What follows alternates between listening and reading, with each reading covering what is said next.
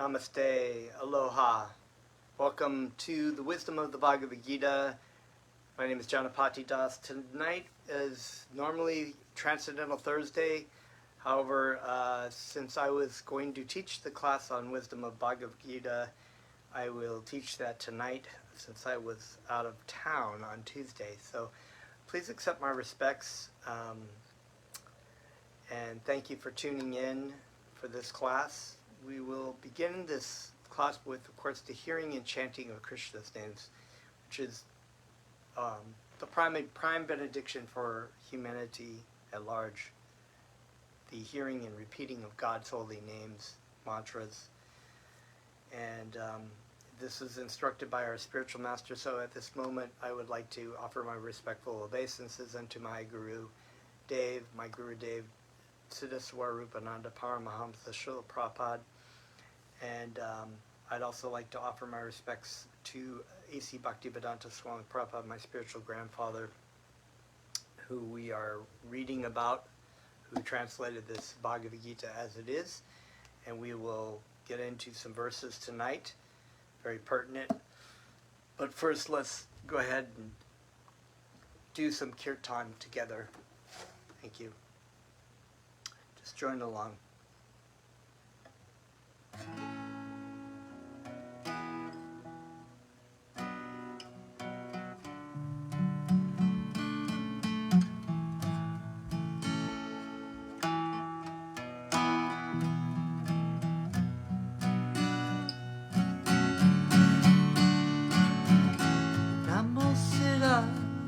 Swarupananda Paramam Sanamine Korva Karuna Swarupaya Radha Krishnaya Namo Siddhas Swarupananda Paramam Sanamine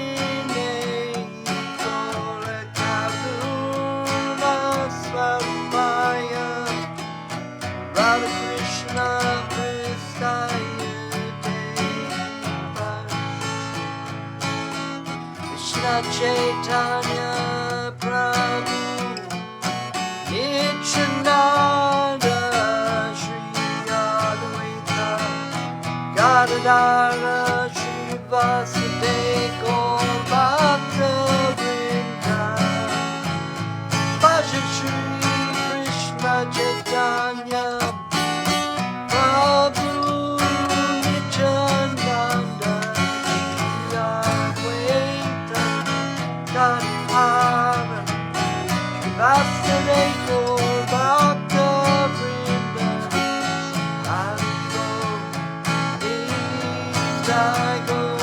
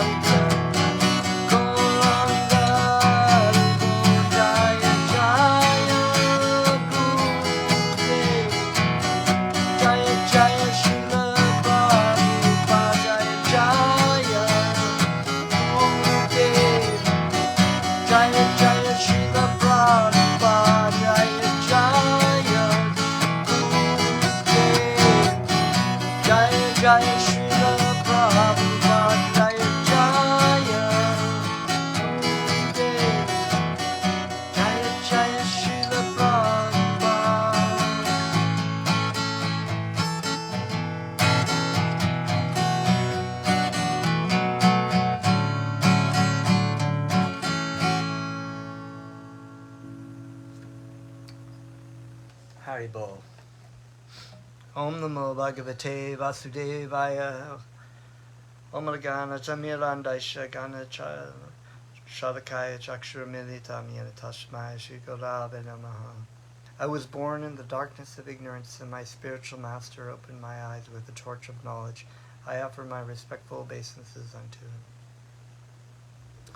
So, tonight we are going to read from the Bhagavad Gita as it is, translated and purported upon by His Divine Grace A.C. Bhaktivedanta Swami Prabhupada. And I'm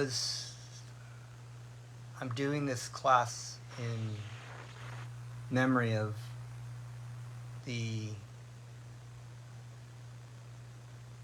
life of my father in this life, the spirit soul that was in the body of my father left today. And so I thought I would give a class about Bhagavad Gita. Bhagavad Gita means the song of God. Bhagavan is God and Gita is song. And the Bhagavad Gita is a joyous song. And one of the things that Arjuna is told to by Krishna is what the difference is between lamentation and compassion, or compassion and lamentation. Because the theme of the beginning of the Bhagavad Gita is the potential destruction and death of so many bodies on the battlefield of Kurukshetra, and that Arjuna is feeling lamentation over the death of the body of so many of his kinsmen and family members. And Krishna explains to them the difference between lamenting over the body and understanding true spiritual knowledge about the living entity as being an eternal spirit soul, never born, never dying really, but passing through, as it says in the Bhagavad Gita, the embodied soul continually passes in this life, in this from boyhood to youth to old age. The soul similarly passes into another body at the time of death, and that the self-realized soul, the sober man, the Dhirastatra, the man of sober constitution, is not bewildered by the change of the body, the spirit soul moving into another body, because there is no birth or death, really.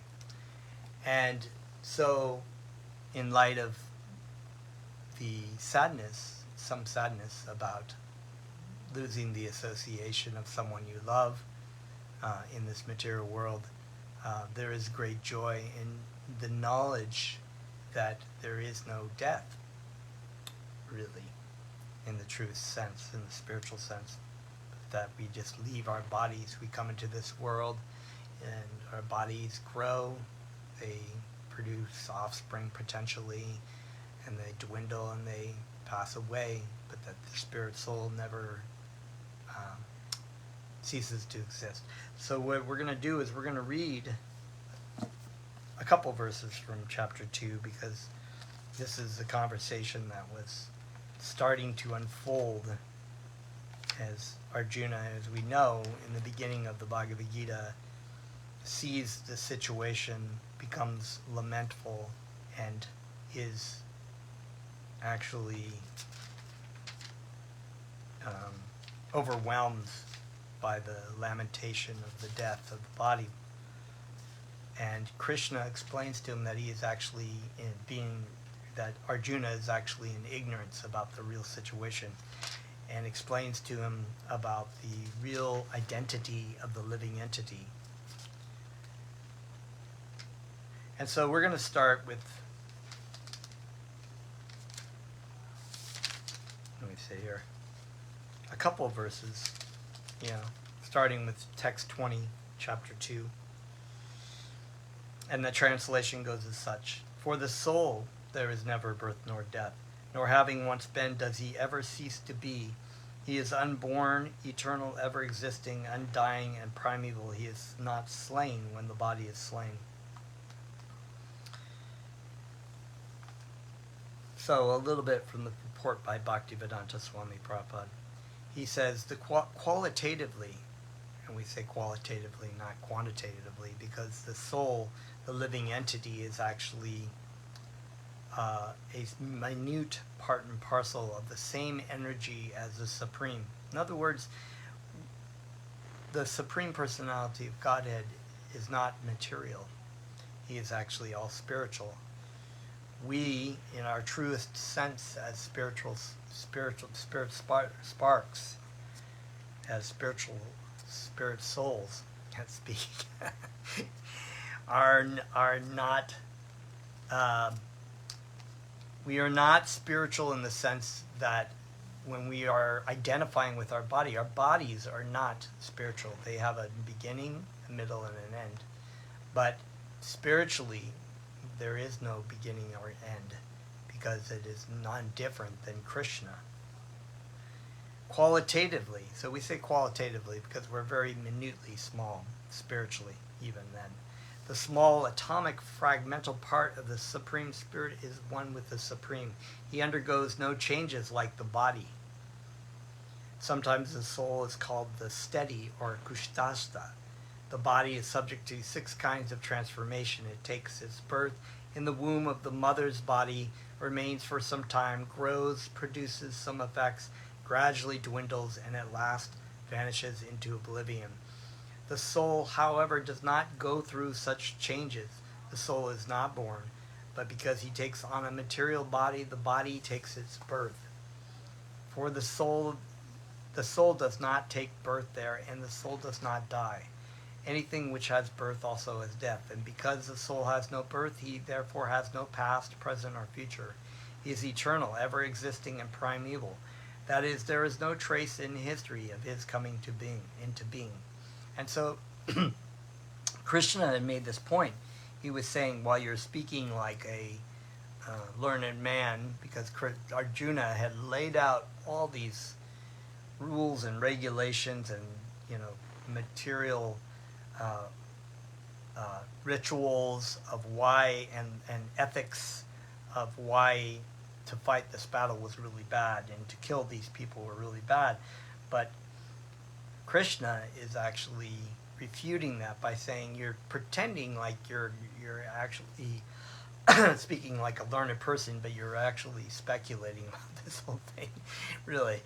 And this is, I think it's funny because actually many so-called learned scientists and so-called philosophers and whatnot speak very eloquently in the ethics and whatnots of philosophies and religion and whatnot of the material sciences, but fail to understand the very basic concept of the soul. So therefore they run into all kinds of quandaries when they have to die, or the people that they love have to die, or there is a great lamentation because they see this person is going to disappear and dwindle and not exist anymore. But the great liberation of your heart is to know that we do not die. Actually, we continue, and we do have this eternal relationship, loving relationship with Krishna that has been going on since time, even before, since time immemorial, forever. This is very difficult for the material mind to grasp, but we accept it as truth. So here, it's also important to understand the difference. When people talk about soul, even in a religious sort of point of view, they think of the human body as having a soul, or sometimes as many souls, that they don't really understand. If this soul and I have a soul, then who am I? And they can never really understand that. They cannot understand it. So even with my father, I was explaining to him this difference that that what the soul really was is us.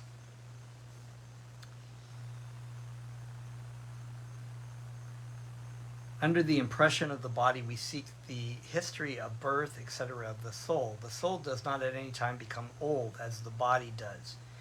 And the so-called old man therefore feels himself to be in the same spirit as in his childhood or youth. So, it's true. I mean, you can feel the aches and pains in your body, definitely, it's being clear, but it's very amazing to watch as the time passes and you're looking at yourself in the mirror. I mean, I do. My body is 55 years old, but I can remember so clearly when I was a teenager. Just seems like yesterday, you know, full of like things that have happened, and time just marches on. And my father's body was 86 years old, but he was reflecting on things that he had done in his past when he was young in the 40s, when he was a kid. Born in 1938. So, the so-called old man therefore feels himself to be in the same spirit as is in his childhood or youth. The changes of the body do not affect the soul. The soul does not deteriorate like a tree nor anything material. The soul has no byproduct either. The byproducts of the body, namely children, are also different individual souls, and owing to the body they appear as children of a particular man. The body develops because of the soul's presence. That's a really important point there. That the soul, the individual living entity, is eternal. In other words, it says earlier too that know that which pervades the entire body is indestructible. No one is able to destroy the imperishable soul. There's more references to how incredible the soul is, the living entity. And I'm going to just read a couple of these. Soul can never be cut into pieces by any weapon, nor can he be burned by fire, nor moistened by water, nor withered by the wind. The individual soul is unbreakable and insoluble, and can neither be burned nor dried. He is everlasting, all-pervading, unchangeable, immovable, and eternally the same.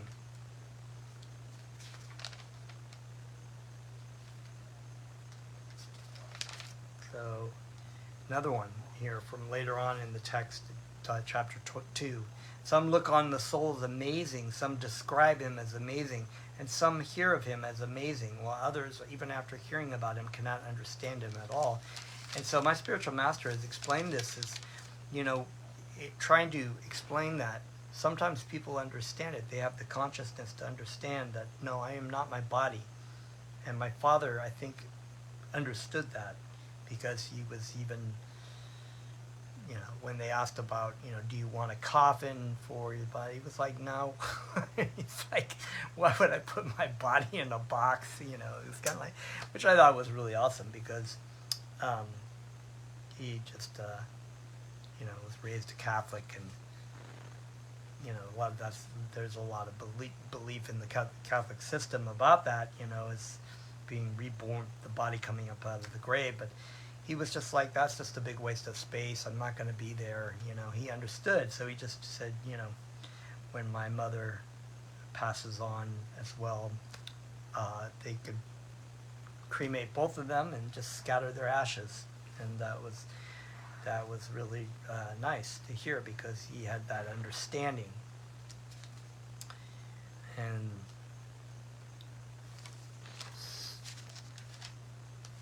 let's see, go back to our purport here.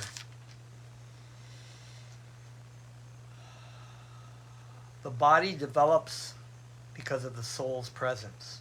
So that's another important point, that the body itself is just dead matter. It's just earth, water, as it says in the Bhagavad Gita later, earth, water, fire, air, mind, intelligence, false ego. These are all gross and subtle energies that are covering the living entity.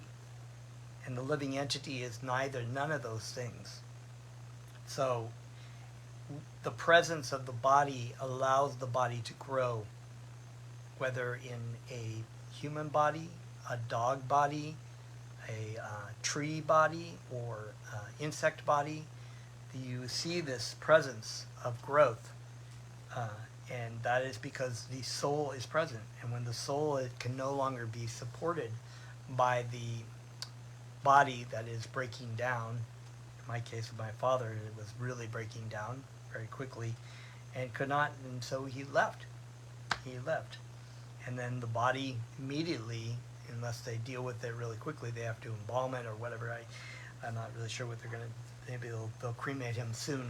I don't know yet how that's going to be.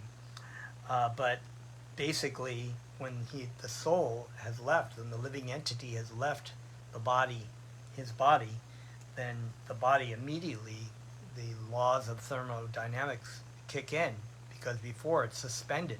There's things break down normally, but when you have the presence of a living entity, there is no breaking down. It's just a constant cycle, right? The things go out that are falling apart, the old cells, they eat food and drink water and drink different things and breathe air, and so then new cells are reborn, and that is all because of the presence of the living entity in the body. So in the Katha Upanishads also we find a similar passage which reads, and then that was similar to this Sanskrit, this verse. The meaning and purport of this verse is the same as in the Bhagavad Gita, but here in this verse, one special word, vipashit, which means learned or with knowledge. The soul is full of knowledge, or full always with consciousness. Therefore, consciousness is the symptom of the soul. And so the consciousness that, many scientists they have a hard time grappling with this, because when the living entity leaves the body and the body dies, they're thinking that the body is dead. It is dead, and that this person that you're relating to is no longer there, but not really gone anywhere, but just that the body is ended, like a computer that's died or something. And that's really, must be a hellish way to and fearful way to approach death, because if you feel like you're just ending, it's contrary to what the soul is, which is full of knowledge or consciousness of existing, of wanting to live, because the soul is eternal, and it's in a situation where it's in a temporary material situation, and so there is a contradiction. So if in your mind you're thinking that this is it just doesn't seem right, it doesn't sit right, it's fearful. It's a fearful situation. But to know that you are the spirit soul, you are Aham Brahmasmi, I am the spirit, I am spiritual, not material. To know that is a radical change of your consciousness, because it's of your paradigm of saying, wait, I'm actually not my body. I'm not this temporary thing that's a crap piece, like what do they call that, using the best use of a bad bargain. It's always full of pain. It's always, you're stubbing your toe, you're breaking things, you're getting in car accidents, you feel like crap, you're getting sick all the time, you get COVID, whatever, you eat bad food, you feel sick. It's just like always constantly trying to maintain it, make it look good, and prep it, and it gets harder and harder as your body gets older. So, and you're just like, to know, okay, I have this body, I'm using this body, and Krishna was telling Arjuna, use your body, use your talents and your abilities in my service, and that will bring you true happiness. So to know that, okay, in the end game, the best way to serve Krishna is to leave with this knowledge, to leave with this information, as my spiritual master would say. One of the best services besides chanting the names of God is to leave like a true devotee of Krishna, with the understanding that, I'm just moving on.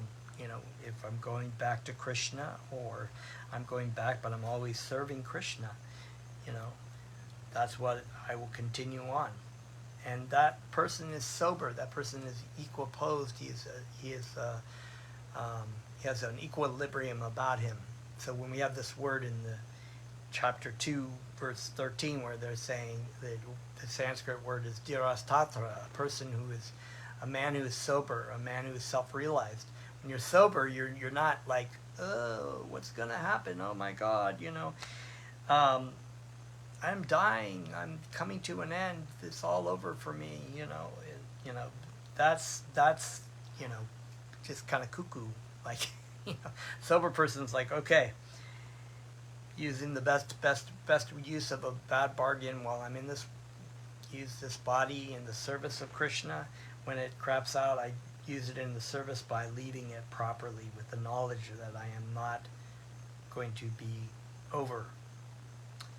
So, even if one does not find soul within the heart where he is situated, one can understand the presence of the soul simply by the presence of consciousness.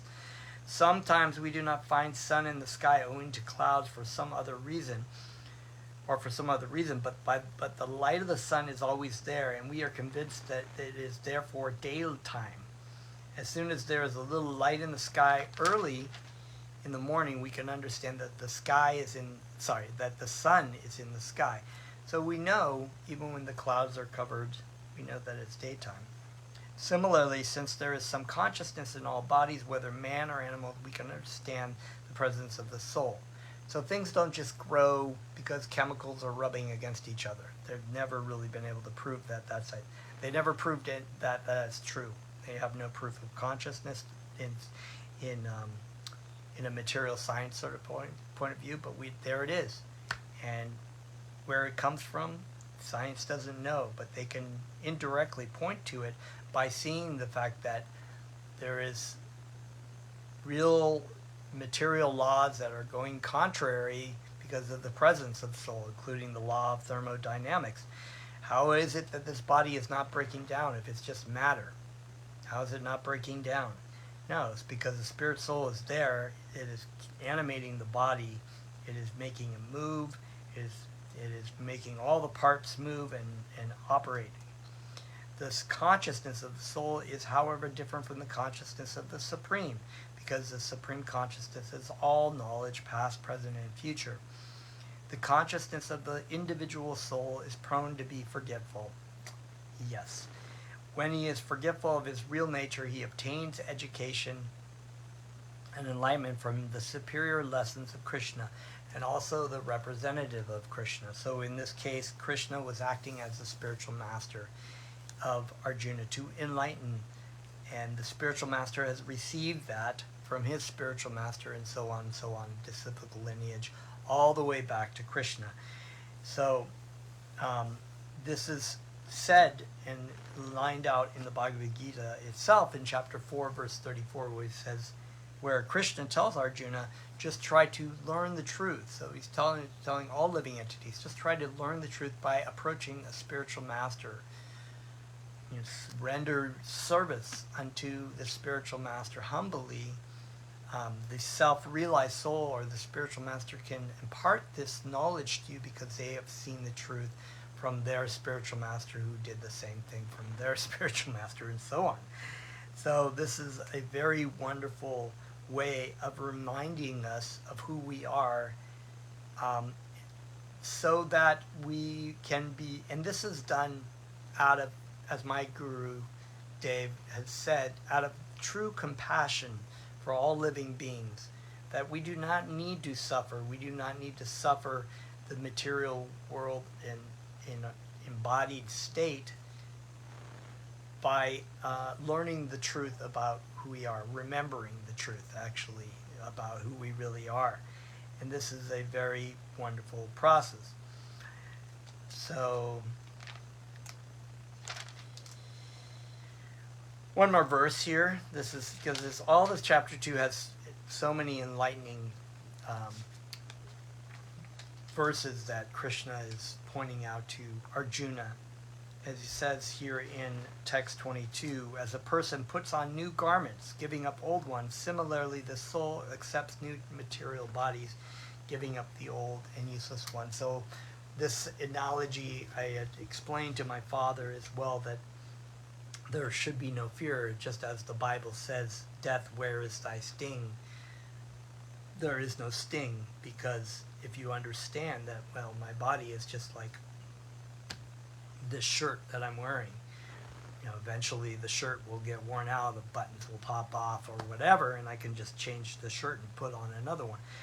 So the transmigration of the soul, reincarnation of the living entity into new bodies, that's a whole story that is also laid out in the Bhagavad Gita as well, about how the spirit soul is acting in this material world to determine its future bodies. But the goal, of course, is to ultimately, as Krishna says in the Bhagavad Gita at the end, to surrender to Krishna in love, as the and that we can give up all these varieties of different kinds of religious thought and different things, paths and whatnot, that Arjuna was trying to lay out as reasons why to stay in this material world, and just surrender to Krishna and give our life and our love to Krishna, because that is our eternal relationship. That is the Bhagavad Gita.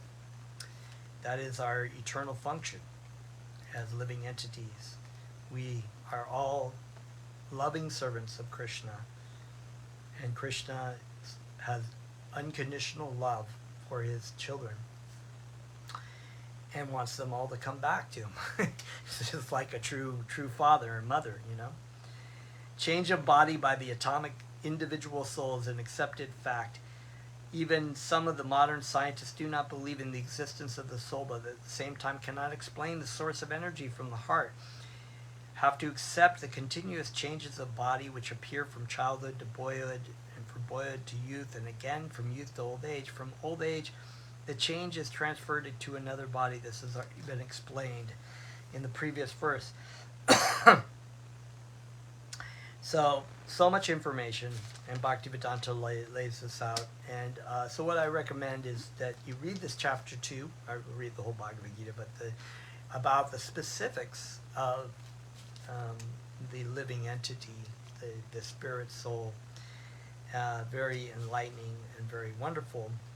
So we're going to chant a little bit, and thank you very much. Jai Shri Prabhupada.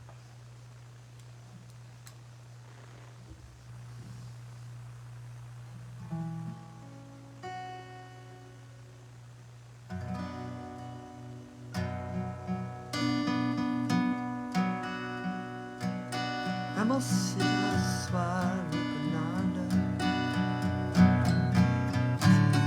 Paramahamsa Namine Gorakaruna Swarupaya Krishna Pristayate Namo Siva Swarupananda Paramahamsa Namine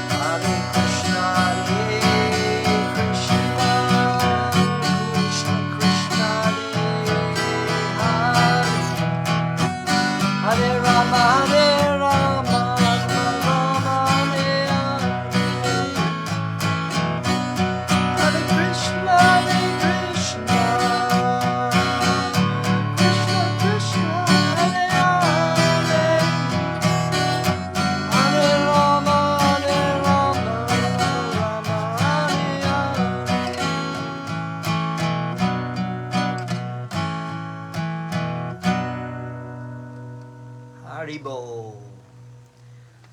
Thank you very much. We'll see you next time. Haribol. Namaste.